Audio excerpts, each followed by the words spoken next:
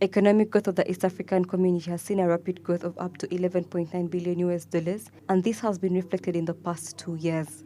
This has been influenced by factors such as investment, government policies, and regional and global economic trends. However, these growth rates are still lower than the pre-pandemic growth rates.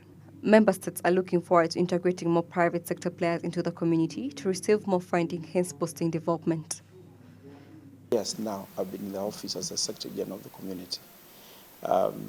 Looking at even in the intra-EAC trade, because intra-EAC trade, common customs union is about movement of goods from one country to another.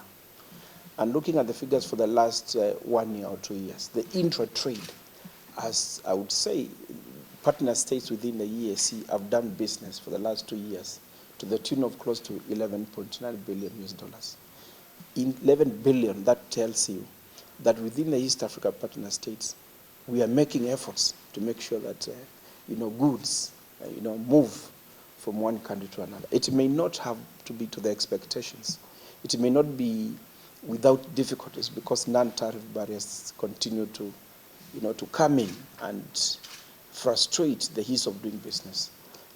Infrastructure deficiencies, including improving and expanding existing roads, railways, ports, and energy supply, poses a significant challenge to the East African community.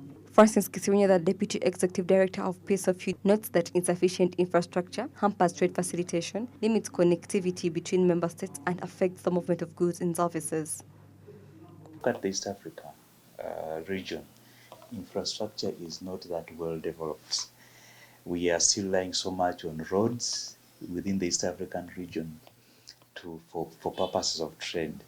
Now, this is a challenge because transport on roads is actually very expensive compared to other modes of transport. We could actually have used like rail and water. So this is a problem, and it affects trade. For instance, today, if you wanted to take your goods to Congo, there are almost no roads there, and that slows down the trade. And even when you are able to, it is quite expensive because you pay lots and lots of money in terms of transport. So infrastructure is still a major problem which affects trade within the region. The commitment made by the partner states of the community to removing existing non-tariff barriers and refrain from imposing new ones is aimed at boosting trade within the region. By implementing provisions of Article 13 of the Protocol on the establishment of the East African Community Customs Union, the partner states seek to create a conducive environment for increased trade and economic integration.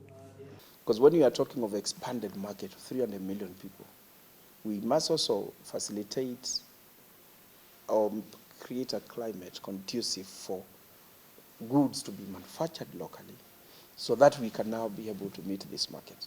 And for that to be done, then we create the common external tariff, which is basically to say we are encouraging our local people to manufacture. If you're manufacturing within East Africa, within the common external tariff framework, then you are saying that you are able to compete with the goods that are coming from out. The goods that are coming from out of the region, they will be now 35% more expensive than goods that are manufactured within East Africa. And that is now the essence of the fourth band, which is now the common external tariff. Continued commitment, collaboration, and policy reforms are poised to unlock new opportunities for growth, job creation, and sustainable development in the years to come, creating an open and conducive trade environment that promotes increased cross-border commerce, investment, and economic development in the East African community. Matha Nimusiima, Smart24 TV, Business Today.